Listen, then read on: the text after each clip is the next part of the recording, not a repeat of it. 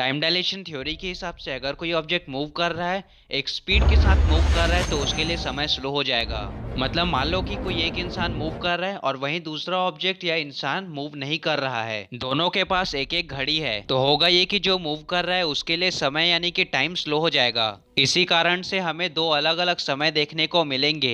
इसीलिए आइंस्टाइन ने कहा था time is not absolute, it's relative. मतलब समय हर किसी के लिए सेम नहीं है, वो डिपेंड करता है कि आप कैसी सिचुएशन में हो और उस सिचुएशन के हिसाब से अपने आप को चेंज करता है। अब चलिए इसी चीज को एक एग्जांपल से समझते हैं। मान लो कि दो ट्विन्स है, उनमें से एक एस्ट्रोनॉट है और दूसरा नासा के कंट्रोल सेंटर में काम करता है। एस्ट्रोनॉट को एक स्पेस ट्रिप में भेजा जाता है और उसे 95% ऑफ स्पीड ऑफ लाइट से भेजा जाता है। उसे एक घड़ी पकड़ा दिया जाता है और दूसरे ट्विन को हमारे धरती में ही रखा जाता है और उसे भी एक घड़ी पकड़ा दिया जाता है। अब मान लो कि एस्ट्रोनॉट के क्लॉक के हिसाब से अभी 10 साल बीत चुके हैं, बट अगर हम दूसरे ट्विन के टाइम क्लॉक को देखें तो वहां पर अभी 32 साल बीत चुके होंगे। अब ऐसा इसीलिए हुआ क्योंकि एस्ट्रोनॉट के लिए समय स्लो हो गया था। अगर आपको इस थ्योरी में कही गई बातें नहीं समझ में आई है तो कोई बात नहीं, आप इसे चाहो तो कैलकुलेट भी कर सकते हो। टाइम डायलेशन का एक फॉर्मूला होता है T is equal to T0 upon 1 minus V square upon C square नीचे होल टू द पावर 1/2। अब इस फॉर्मूला को देखकर घबरा मत जाना, क्योंकि इस वीडियो को बनाने से पहले मुझे भी इस फॉर्मूला के बारे में कोई इन्फॉर्मेशन नहीं थी। सबसे पहले इस फॉर्मूला को समझते हैं। ये जो आपको T दिख रहा है ना, वो दूसरे ट्विन का टाइम है जो कि उस एस्ट्रोनॉट को जाते हुए देख रहा था। ये जो आपको T0 दिख रहा है वो उस एस्ट्रोनॉट का टाइम है जो कि स्पेस में 95% of the speed of light से ट्रेवल कर रहा है। V का मतलब होता है speed of the moving object. नहीं समझ में आया तो इतना समझ लो कि ये उस एस्ट्रोनॉट का स्पीड है। और C का मतलब होता है स्पीड ऑफ लाइट। अब हमारे प्रॉब्लम में हमने ये देखा था कि V is equal to 95% of the speed of light है। आपको ये जान लेना चाहिए कि मैथमेटिक्स में जब हम ऐसे प्रॉब्लम को सॉल्व करते हैं तो मेनली ऑफ का मतलब मल्टीप्लाई होता है और परसेंटेज को हम 1/100 के फॉर्म में भी लिख सकते हैं। तो V का वैल्यू आ जाएगा V is equal to 95 upon 100 into speed of light. अब हम बार बार अपने कैलकुलेशन में स्पीड ऑफ लाइट तो नहीं लिख सकते ना, इसीलिए हम स्पीड ऑफ लाइट को C से रिप्रेजेंट करते हैं। ये चीज मैंने आपको फॉर्मूला को एक्सप्लेन करते हुए भी बताया था कि C is equal to speed of light होता है। इसको ऑल सॉल्व करने से हमारा आंसर आ जाएगा 0.95 C। प्रॉब्लम में हमको ये भी बताया गया था कि एस्ट्रोनॉट के लिए 10 साल बीत चुके हैं, मतलब T0 is equal to 10 years हो जाएगा। अब हमारे पास V और T0 का जो भी वैल्यू है उसे फॉर्मूला में पुट कर दो। अब 0.95 C whole to the power square को सॉल्व करने से हमारा आंसर आ जाएगा 0.95 स्क्वायर C स्क्वायर। उसको यहाँ पर पुट कर दो। पुट करने के बाद ऊपर और नीचे की C स्क्वायर को घटा दो। घटाने के बाद 0.95 स्क्वायर को सॉल्व करने से हमारा आंसर आ जाएगा 0.9025। उसे यहाँ पर पुट कर दो, फिर इसे 1 से माइनस कर दो और हमारा आंसर आ जाएगा 0.0975।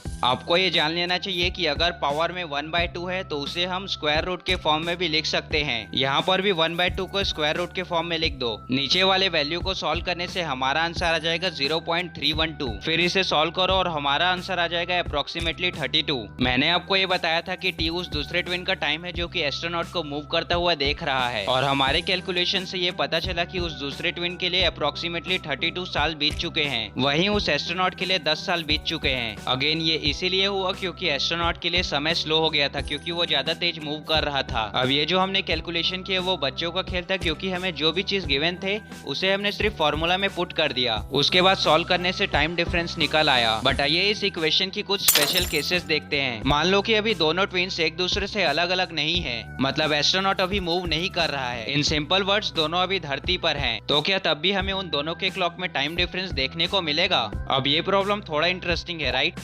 अब आइए इसे भी सॉल्व करते हैं। मैं एक बार फिर बोल रहा हूँ कि T ऑब्जर्वर का टाइम है, T0 एस्ट्रोनॉट का टाइम है, V स्पीड ऑफ एस्ट्रोनॉट है और C स्पीड ऑफ लाइट है। इस प्रॉब्लम में क्योंकि एस्ट्रोनॉट मूव नहीं कर रहा है तो V is equal to 0 हो जाएगा। V का वैल्यू 0 पुट करने से हमारा इक्वेशन कुछ ऐसा दिखेगा। 0 स्क्वायर अपॉन C स्क्वायर को सॉल्व करने से हमारा आंसर 0 आएगा। 1 माइनस 0 होता है 1। फिर से 1/2 को स्क्वायर रूट में शिफ्ट कर दो। Under root 1 is equal to 1 होता है, उसे यहाँ पर पुट कर दो। इसे सॉल्व करने से हमारा आंसर आ जाएगा T0। और आपको मैथमेटिकली भी ये दिख रहा होगा कि एस्ट्रोनॉट जो कि मूव नहीं कर रहा है और दूसरे तो इन दोनों के लिए समय सेम हो गया है। और यही सेम चीज हमारे लिए भी लागू होती है, क्योंकि हम एक दूसरे के रिलेटिव में ज्यादा तेज मूव नहीं कर रहे होते हैं, इसीलिए हम सबके लिए समय सेम तेजी से बीतता है। और अब मान लेते हैं कि हम स्पीड ऑफ लाइट के 100% स्पीड से ट्रेवल कर रहे हैं, तो क्या होगा और क्या ये पॉसिबल भी है? और क्यों कुछ साइंटिस्ट ये बोलते हैं कि ये पॉसिबल नहीं है? आइए इसे भी सॉल्व करते हैं। इस प्रॉब्लम के हिसाब से v is equal to 100% of the speed of light हो जाएगा। ऑफ की जगह पर मल्टीप्लाई लिख सकते हैं। परसेंटेज को हम 1/100 के फॉर्म में भी लिख सकते हैं, मतलब v is equal to 100/100 into speed of light हो जाएगा। 100 कैंसिल होने से v is equal to speed of light हो जाएगा। अगेन स्पीड ऑफ लाइट को हम c से रिप्रेजेंट कर सकते हैं, तो v is equal to c हो जाएगा। v के वैल्यू को इस फॉर्मूला में पुट कर दो। पुट करने के बाद हमारा इक्वेशन कुछ ऐसा दिखेगा। c² और c² एक दूसरे को कैंसिल कर देंगे और हमें 1 मिलेगा।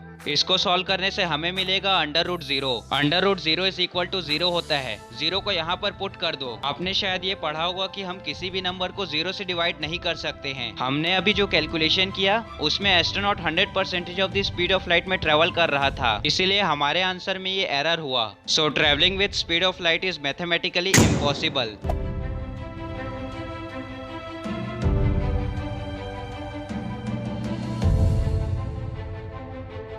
Audio preview.